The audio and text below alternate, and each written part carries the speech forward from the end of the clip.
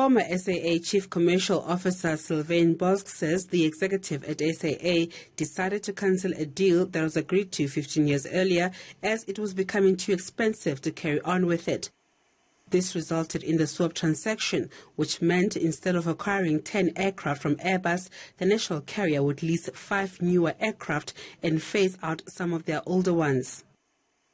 Bosque says this would have saved SAA about $150 million per annum. We've got to run SAA. But Dudu Myeni sent a letter to Airbus stating that it had been agreed SAA would engage an African aircraft leasing company to take over the deal from Airbus. This is a forged board resolution. It's an attempt to change a transaction that's been months in the making. And it's full of inconsistencies, lies, and irregularities. And this is emanating from the chairperson of the board of one of the largest SOEs in South Africa.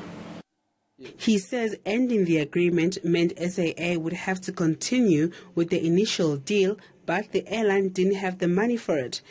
This letter that I had received 2 days before, that for me was the smoking gun. It was the undisputable proof that there was an attempt to hijack a very significant transaction of $500 million to the benefit of unnamed people.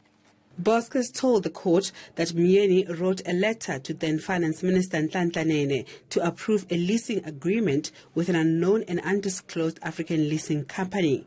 Nene rejected the proposal, and a few days later he was fired. Dimakatso Leshoro, Johannesburg.